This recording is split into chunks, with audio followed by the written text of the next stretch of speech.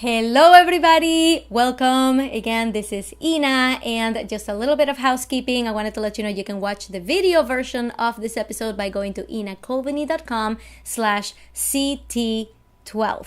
All right, that's what I wanted you to know because you can always watch my face while you do it. And I usually publish these the day before they actually go live. So you can watch them live by going to my Facebook group. Go to inacoveney.com/Facebook and join it. Okay, that's housekeeping. I want to get that out of the way as soon as I can, as fast as I can, because I have a really good guest for you today. So like you heard in my intro, the person we're going to be talking to today is Steve Dimmick, and he is a powerhouse. He has written 3 books and is in the works of writing 4 more right now. And what he does, he is the co-founder of Michael Gray's Publishing. And what they do at bookthority.com, by the way, go check them out, bookthority.com. I'm going to put the link in the comments here and in the show notes. What he does is he helps entrepreneurs write their book, get their book published, and also, if you're in for this, he will also ghostwrite your book if that's what you need. He will give you all the support you need to actually get this milestone done. And you've heard me say before that writing a book is one of the ways that you can establish yourself as an authority in your field. So I really want to get started. Steve is waiting in the wings. I can't wait to get this going. Hi, Steve. I am so happy to have you here. Hi, Ina. Thanks for having me. It's fantastic to be here today.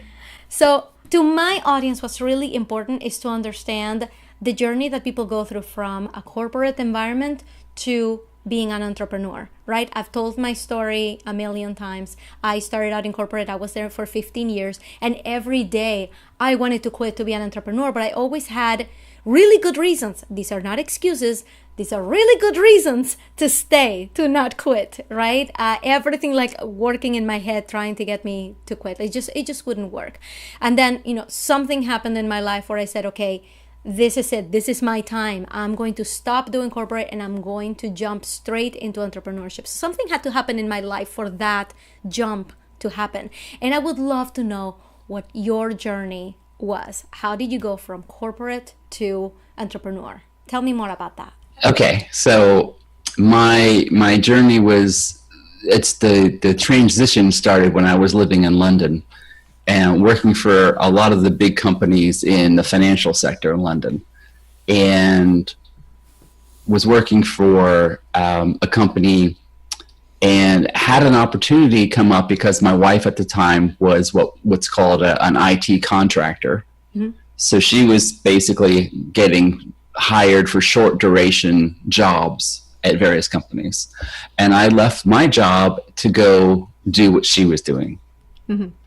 So that's basically, I was doing the same thing. I was also in IT, in the finance sector, and also in the publishing sector. And my college degree is in computer science. So mm-hmm. that was my specialty for a long time, was IT and memberships and subscriptions. And the transition for me was actually quite easy because I had my wife there. She was already doing it, so it was easy to do. She already had a company set up, so I just kind of joined mm-hmm. her consulting company, and the two of us then started consulting and, traveling around England at the time and working for various different other, companies that people have heard of in the US for sure, American companies that were in the United Kingdom.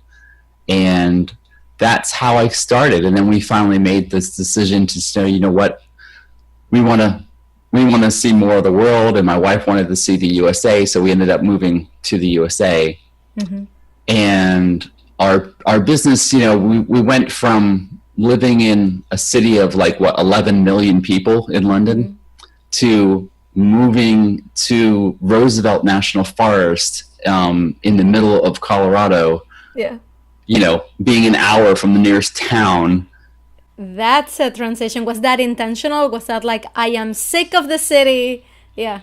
And we're trying to run an internet-based company in the middle of mountains with a satellite connection. So it was interesting to say the least. Mm-hmm.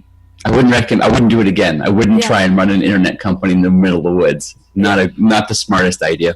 Yeah. But yeah, so for a while we were doing the whole what we had been doing basically in London, which was IT, internet, websites, and all that stuff. So we kept doing that. And after a while, we figured out that, you know what, like, I don't know, 85% of our clientele were authors. Mm-hmm. And we're like, well, how hard can it be to write a book? We'll just write a book. We'll put a book out there. It'll be great. People will be interviewing us. It'll be fantastic.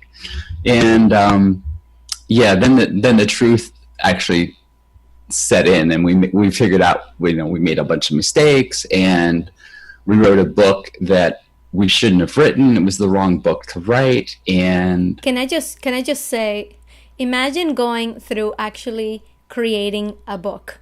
All right. And I want everybody to put themselves in that space, in that frame of mind. Just writing one page is very difficult. Writing a full book is extremely difficult. Not a lot of people actually accomplish that task. And you wrote it, you published it, only to determine at the end, oops, that was a wrong book to write. I mean, how did that feel? How did you reach that realization? It was depressing. It was really depressing. I mean, yeah, and my wife put in the majority of the effort, because I was still running the website business at the time. So she put the majority of the effort in, and it's not just writing a book. It's writing a book. It's putting together, because just like a website, when you have landing pages and you have an opt-in and a lead magnet, we did the same thing for our book. Right. Our book had a website. Our book had a landing page and an opt-in that we had to create to try and get people to give us their email, people that found the book. Right. We didn't really have to worry about, because the first book, no one found it and they didn't want to read it. So it took us basically 3 years of effort, and we had written 2 books, and neither of them really were a success. We just kept making mistakes. We hired people to teach us, the so-called gurus. Oh, this is how you do self-publishing. This is what you want to do. And they were like, they'd leave out little pieces here and there that were like critical pieces. And no idea why they were left out, but we had to learn the hard way. Yeah. So 3 years of self-publishing, writing and self-publishing 2 books didn't get us where we wanted to be.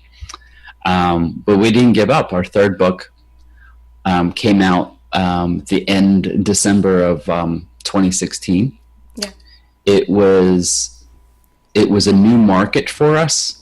So when we finally made the switch, we said, you know what, instead of doing 2 technology books and doing a 3rd technology book, our next book was about writing. Mm-hmm. And the struggles that writers have to come up with, like procrastination and writer's block. And, there's something called imposter syndrome. Yep. Familiar with that. It's like, why is anybody going to listen to me? Right. Well, we wrote a book called 47 Mind Hacks for Writers. Mm-hmm. And it was fantastic success. It was #1 for over 4 months on Amazon. Wow.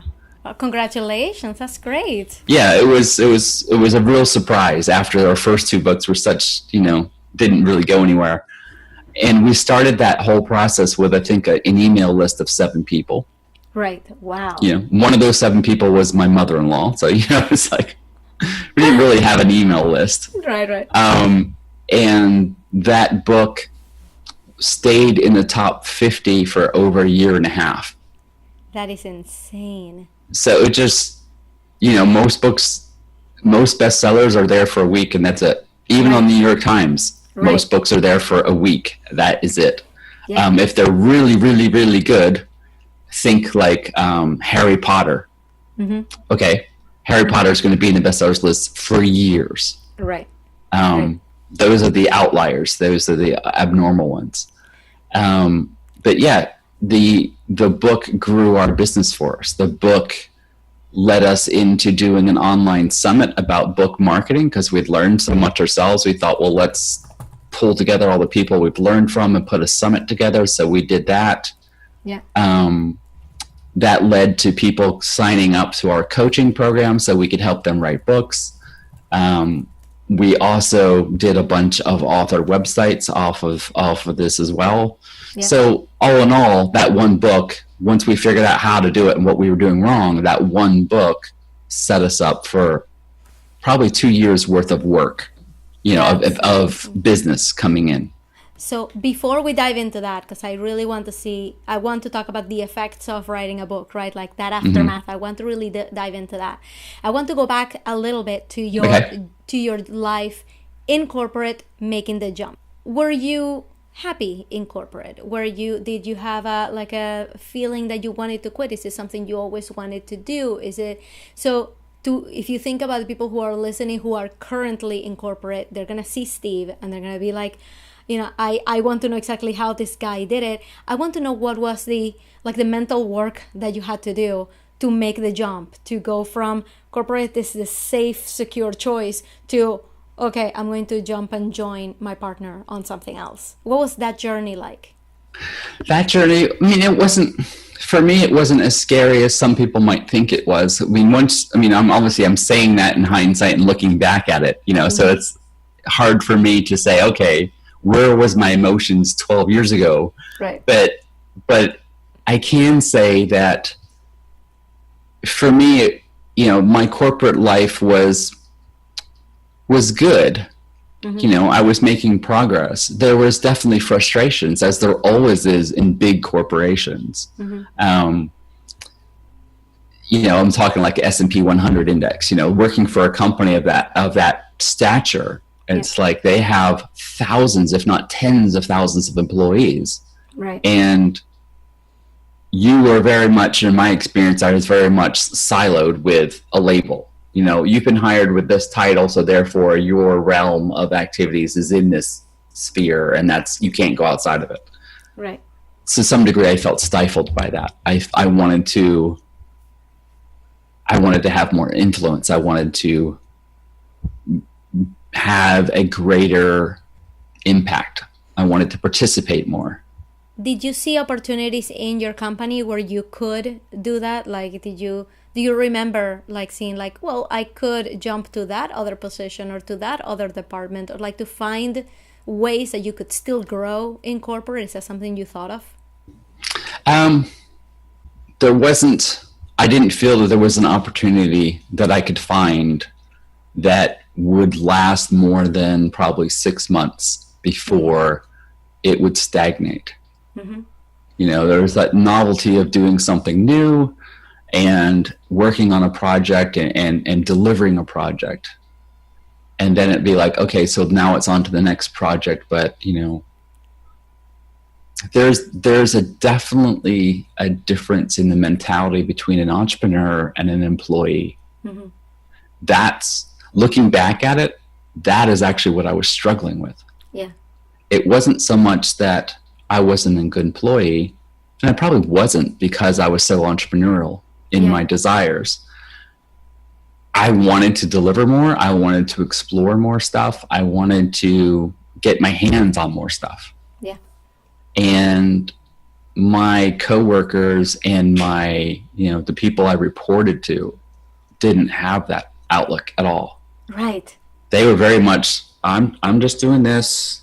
This is what I got to do. These are the numbers I got to achieve, and they don't want to rock the boat. They don't want to think.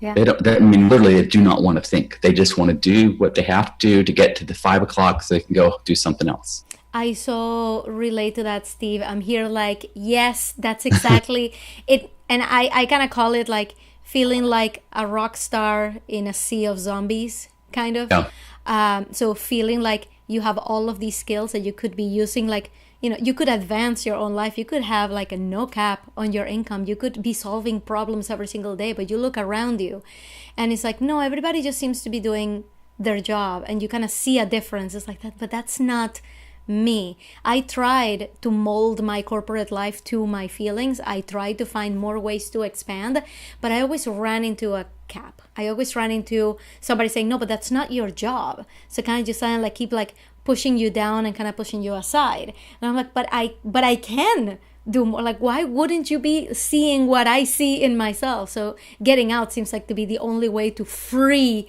myself from those limitations. So yes, everything you're saying is like exactly, it's exactly how I felt.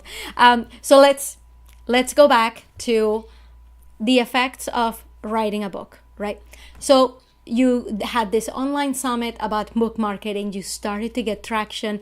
People were coming to you. You started signing them up to help you for you to help them. So I really want you to speak a little bit to like what writing a book, how that set you up as an authority in what you do. What were people seeing now that they weren't seeing before, now that you had a book out? The easiest way to give you an example of it is, let's say, well, I don't know, let's take somebody named Ina, and she's looking for a guest for her podcast, right? I'm gonna put this right at you. I'm gonna put you on the spot. It's a random example. It's totally hypothetical. Yes. This is what happened to us, right? So, it's Tuesday morning. Ina, you're starting your day. You have 2 emails. You have Steve 1 and Steve 2. Both have the same background, and they're both website developers, but one has a book. Yeah. One is a published author about their topic. Mm-hmm. Okay.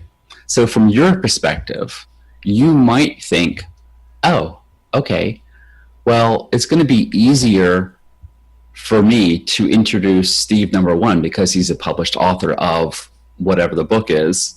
And then you can say, well, Steve 1 wrote the book on blah, blah, blah, blah, blah. Right. So Steve 1 is giving you the credibility you need for him to introduce him to your audience and have your audience potentially take the interview a little bit more seriously, or to approach the interview as a listener with a greater credibility in their eyes. So that's one thing. I mean, if you're a published author, it makes you easier for other people to say yes to you. Yeah. Okay, so I want to say that again. It makes it easier for other people to say yes to you. So if you want to go to your local news channel and they want to do a segment about entrepreneurship or something, if you're a published author, it makes their job so much easier because, the local news channel are concerned about one thing. What are their ratings? What are their viewership like? How many people are tuning in and watching their show? Right. That's the same no matter what business you're in. Right. If you're going to be a guest on someone else's online virtual summit to talk about your topic, it's so much easier if you're an author. Right.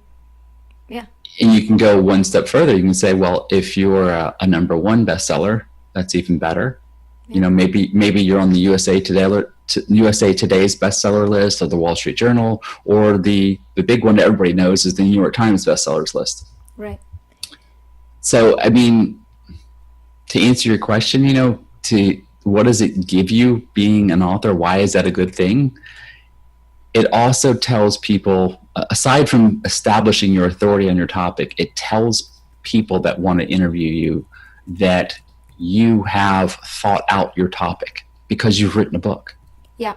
Right? You have to think your topic through. You're going to be much more able to answer questions coherently than someone who hasn't written that book. Right. And so we're going to go in a little bit out of order, but since we are on this topic right now, okay, I want to ask you about publishing. So I'm going to tell you one of the big things that I have seen in people that I've started following recently is that they all seem to have a book. Some are self-published, but it almost doesn't matter. One of them, actually, it was self-published, but she made it it was like the top book for women entrepreneurs on Amazon last week. And I'm like, you can self-publish and make it to those lists. That is totally possible. But another thing that it made me feel, I'm like, wow, if she could do it, then I can do it, right? So why don't we talk a little bit about the publishing process, and then we'll go back and talk about how do you start writing a book, right? Because in everybody's mind, everybody thinks that writing a book, it's easy. You just sit down and write. Like, what's the problem with that? But actually, there's a lot more nuance to it, which is why you the listener, have not written a book yet, which is why I haven't written a book yet, right? There's a lot to get through before you even start. So let's talk about that in a little bit. I want to talk about the publishing process and the difference between self-publishing and getting a house to publish. So what is really the difference between the two, and when should you go for one versus the other? Okay, so Let me give you three options instead of two. There's self-publishing, which is basically, you write your book. You're going to format the book for whatever platform you want to distribute your book to. So it could be the Mobi format for Kindle. It could be an EPUB for the iTunes bookstore. You could do paperback, or you could do hardcover. Mm-hmm. And all of those different formats, you're responsible for formatting it. And if you self-publish, let's say through Amazon, on the Kindle platform, they're going to assign your book an ISBN number, so you don't have to worry about buying one of those. Same thing for if you use their Create Space platform, which is their print on demand for paperbacks. Yep. Then same thing happens there, but you're doing that. You have to understand how all that works. There's a big learning curve for doing it, and you can hire someone who will help authors self-publish their books. So you can hire someone to do that for you or to guide you through it. That's one of the things that we do. With traditional publishing, you have to either write your entire book or write a few chapters of your book at a minimum. Then you have to write a book proposal. Mm-hmm. So it's a whole art in itself. I mean, people have spent $10,000 just hiring someone to write them a really good book proposal. Right. If you want to get your book into one of the big 5 publishing houses, you need a very polished book proposal. Mm-hmm. That goes to a literary agent. Yeah. So you have to work with a literary agent. You have to hire them. They will get you into your book proposal into the right people. Yeah. So they can see it. So it's a very long process. How do you hire a literary agent? It's not like they get paid when you get published. Like, you hire them. Is it a retainer? Is it by the hour? Like, how does that work? The most common way is a literary agent will take a percentage of your royalty advance from the publisher. Mm-hmm. So if you say you're going to get $100,000 royalty advance from a publisher to publish your book with them, then you are going to be paying whatever percentage of that to your literary agent. It might be 30%. Yeah. Could be more. I always think of finding a literary agent as something that is very, very difficult to do, because I imagine there's a lot of people out there with manuscripts trying to get them published. Mm-hmm. So, like, you almost need to have connections in order to even get an agent. You haven't even made it to the publishing house yet. You haven't even written a proposal yet, and there's already all these hurdles. But it's not impossible to do. No, but you've got to understand that there's only so many hours in the day, like mm-hmm. you said, and literary agents are getting bombarded with manuscripts that authors want representation to get the book traditionally published. Mm-hmm. Most people don't get that representation. They fail. But at the same time, you've got authors like, say, Jack Canfield, who wrote the Chicken Soup for the Soul series. Mm-hmm. He was rejected with literary agents like, I don't know how many times. I mean, dozens and dozens of times he was rejected. They don't always get it right. Mm-hmm. They say no to best-selling books all the time. Right. There's a lot to sift through. I mean, yeah. Yeah. So the big difference is, if you self-publish, your book's going to be published. Yeah. If you try to go the traditional route, it probably won't be published. Right. In all honesty, it probably won't be. But there's a third option, which is in the middle, called hybrid publishing. Tell me more. Okay. So in hybrid publishing, you pay the hybrid publisher. Mm-hmm. In one way or another, you're paying the hybrid publisher to publish your book. Mm-hmm. And it is traditionally published, as in it goes through all the normal distribution channels. It may end up, it will end up being available in a book catalog for buyers like at Barnes and Noble to see it and say, oh, well, we might want to stock that. Maybe not, maybe, who knows? Yeah. So the hybrid publishing is an in-between choice. What is a hybrid publisher? A hybrid publisher is, instead of them paying you a royalty for signing you as an author, right? I mean, that's the way the traditional publisher makes money is they make money on book sales, Right. right? The author makes very little money on those sales. Right. Like at most, they're making is 40% of the sale price at most. Yeah. Usually it's less than that. And then you have other people, if they are making 40% of the sale, you have other people that are taking a cut of that 40% as well. Yeah.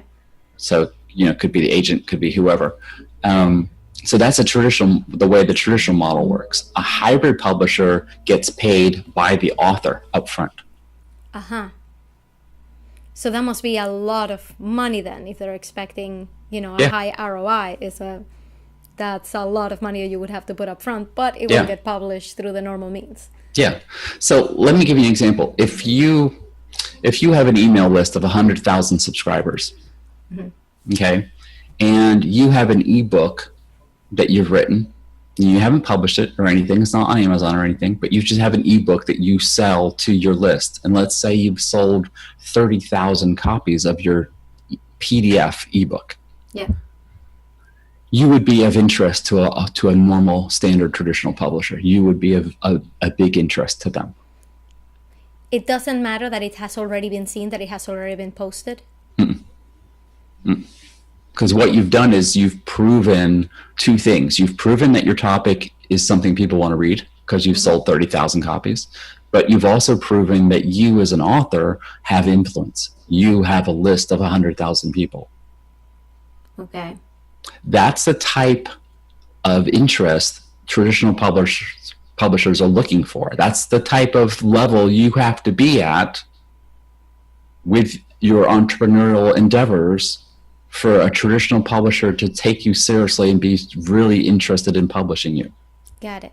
So if you were a starting entrepreneur, most likely your safest track is going to be, hey, do self-publishing, and then kind of move up from there. If you make it to these levels, maybe hybrid. If you make it to these levels, then maybe traditional. So it's kind of like a baby versus a teenager versus like an adult version of publishing, kind of. Yes, and one of the things that we teach our clients is that there's 3 potential goals with being an author of a book. Everybody's an author. They're not necessarily an author for the same reasons. So the 3 things are: you could be an author for revenue. Okay. Now most people are thinking, oh, well, if I sell 100,000 copies of my book, I'm going to get a lot of money. Right. That's not what we're talking about. Okay. We're talking about the revenue that comes from what is sold to the people that read your book after they've already read your book. Right. That's where the real money is, especially for nonfiction. Right. Which is what we only deal with nonfiction. Right. So nonfiction can be your business books, your self-help, even a memoir can build a business if it's positioned correctly. So let's say that again, because I think it's so important. When you write a book, you're not looking to make $1 million out of your book deal. You're not looking to make $1 million out of your sales, of the sales of your book.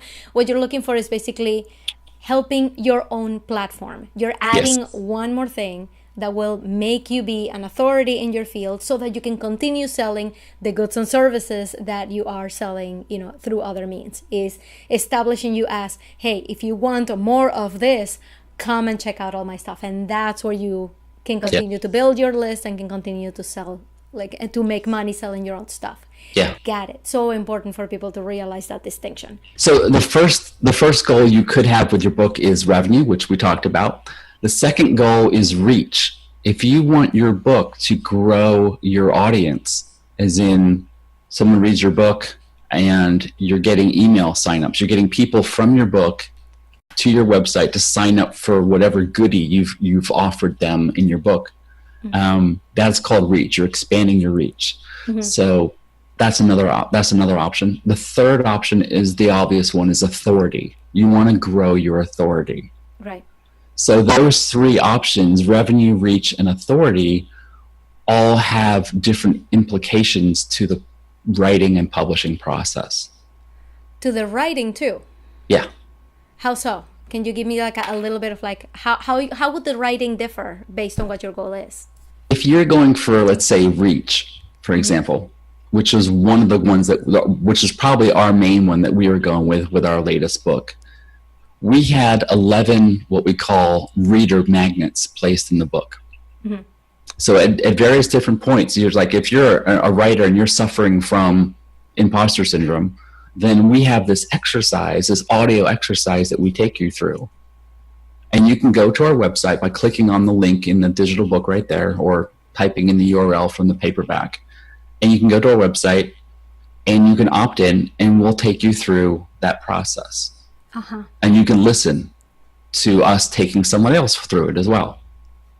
So that's because we were going for reach, we had 11 different what we call reader magnets in the book. Just think of them as like an opt-in, lead opt-in. Yeah. I actually really like that integration. I love those options as I'm reading. I'm like, okay, I can watch this on video. I'm going to go and check it out. I really like those inserts. Yeah.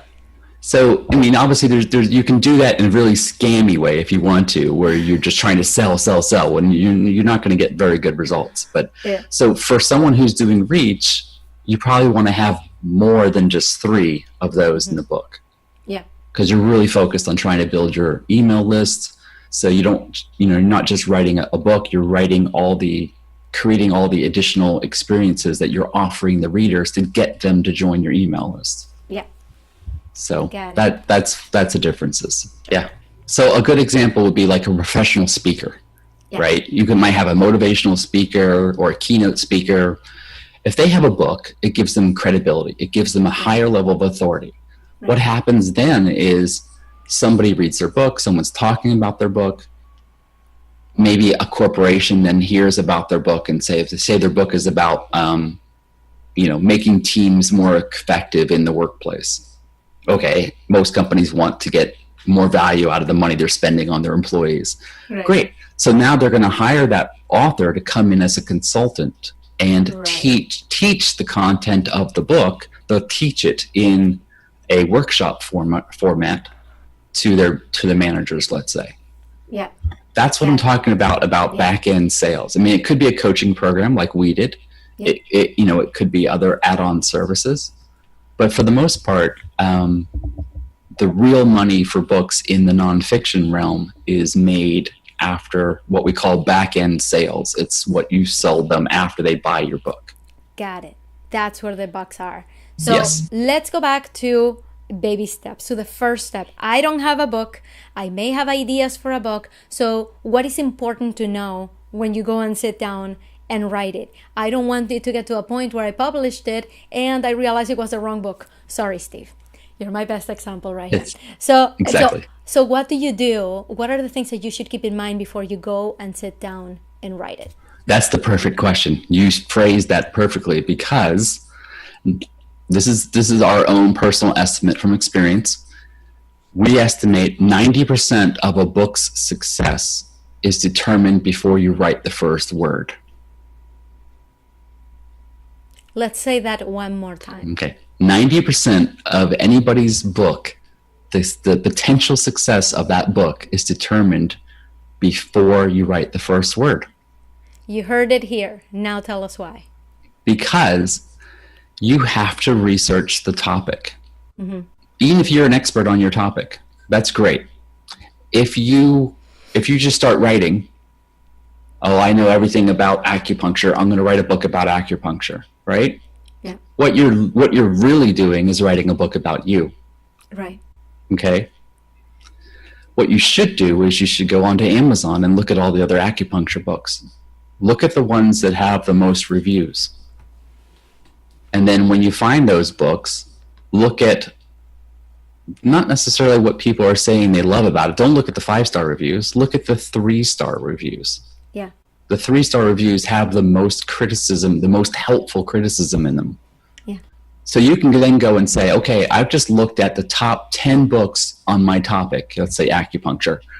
Here's the top 10 selling books on Amazon for acupuncture. This, you can tell when they were published, so you know how old they are. You can see how many reviews they have, and you can find out exactly what people don't like or what they think is missing, or what they didn't cover or what they didn't cover well enough. Mm-hmm. that gives you a plethora of so valuable information for you to start outlining your book, because you might not include something that's obvious that you think is obvious, but people that are already read similar books are complaining because it's not covered.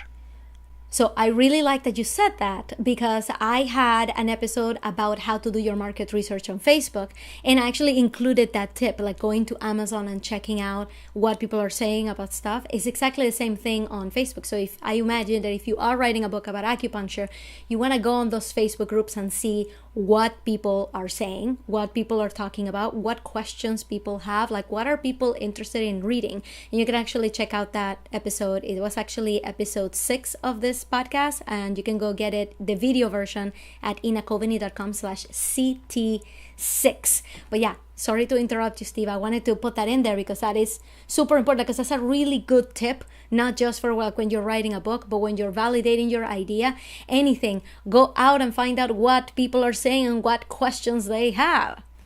Exactly. So once you start doing this research, you start gathering information from the reviews, then what next? Are you looking to fill the gap that you're seeing in the marketplace? Is that what your book should be about? It should definitely include the gap that's missing. But basically, you're doing the research. The end of the research, the goal of the research, is to come up with a detailed table of contents for your book. Got it. All right. That's the goal. You shouldn't start writing before you have that detailed table of contents.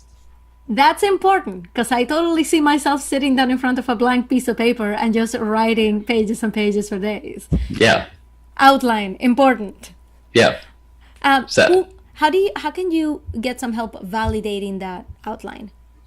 That's a great question. You want to, like you said, a great thing to do is join Facebook groups on the topic. Start talking to people, start asking them questions, start asking for their opinion. People love to give their opinion.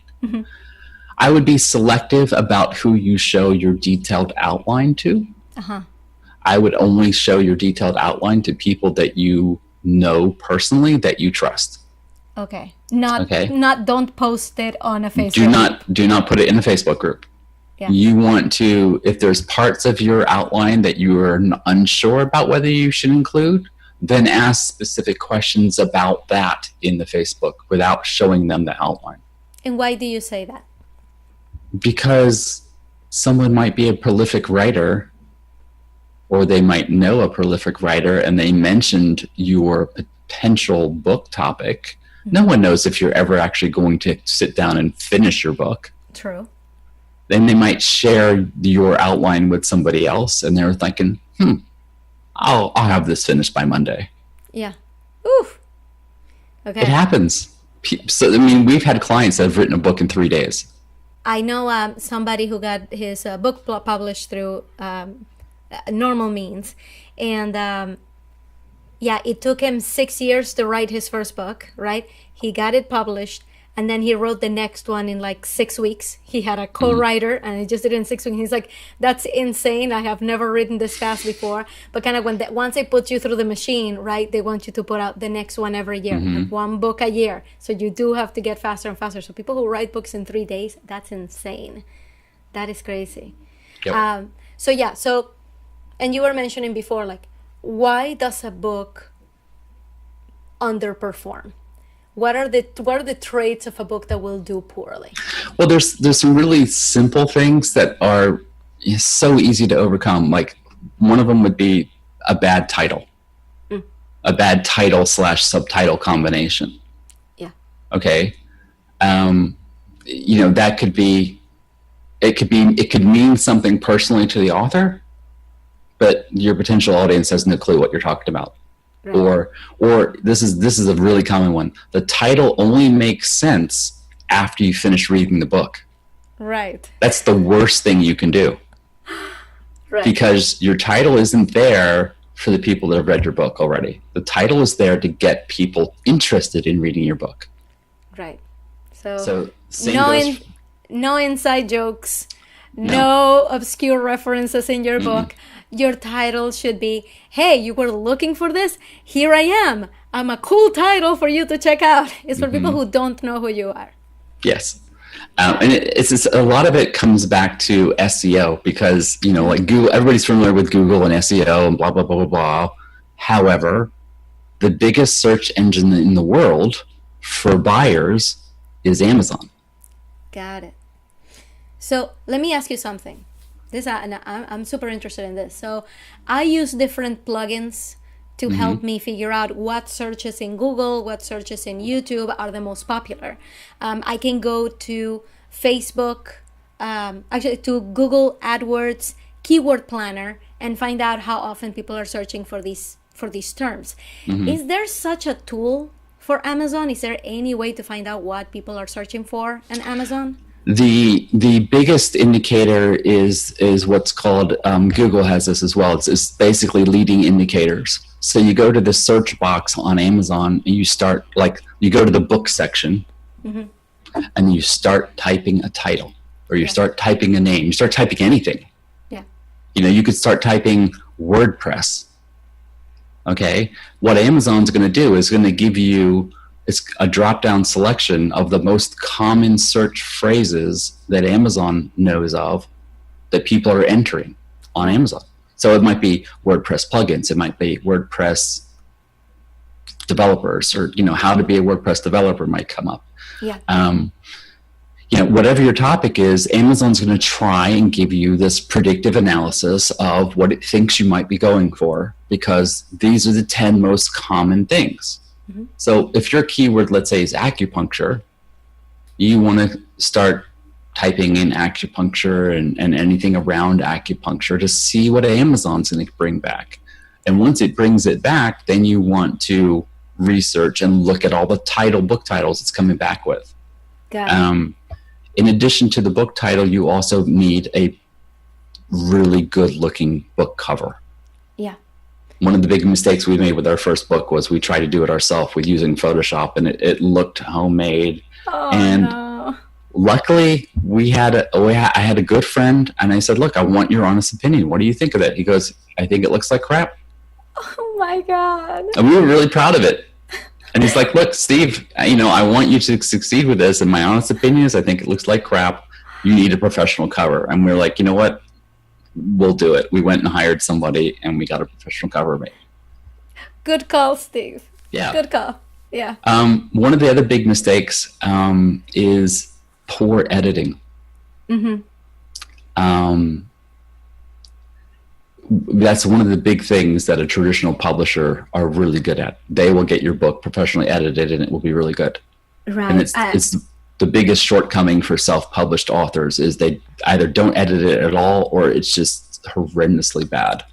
I want to bring that point home. So I actually just finished listening to a podcast by somebody who got her book published, and she said she had to fire her first editor because he was pretty much telling her like, well, there's a semicolon missing here, or there should be an apostrophe here. That's not what editing is. People are not just checking your grammar. People are also checking for the flow, for the length of your paragraphs, for long wrong sentences, but it's not just technical stuff. It's people who know what they're reading, who know what good writing looks like, and to actually help you and guide you to do that. So she had to fire the first one and get a second one, and that really blew it out of the water. I know another person who also wrote a book, and he was thanking his editor profusely. He was like, my book looked nothing like the end copy when I first started. If it wasn't because of my editor, I would have just published rubbish.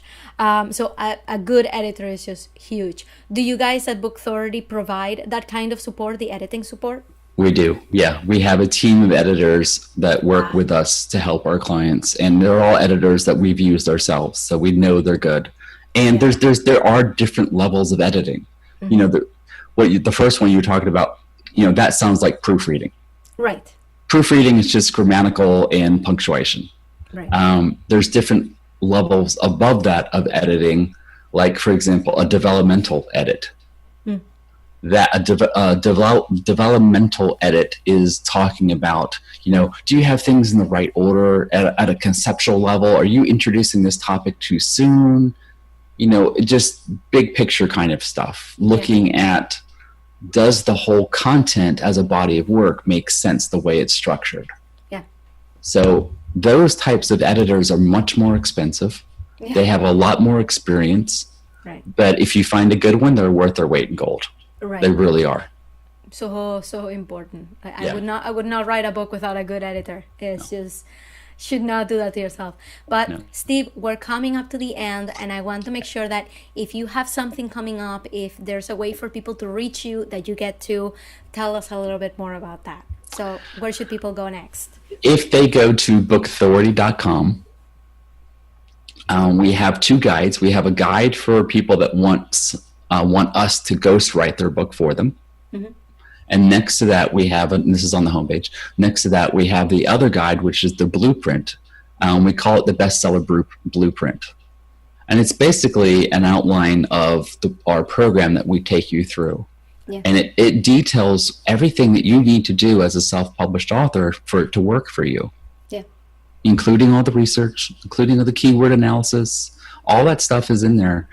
And it's a blueprint. This is what you should expect if you want to be successful as a self-published author.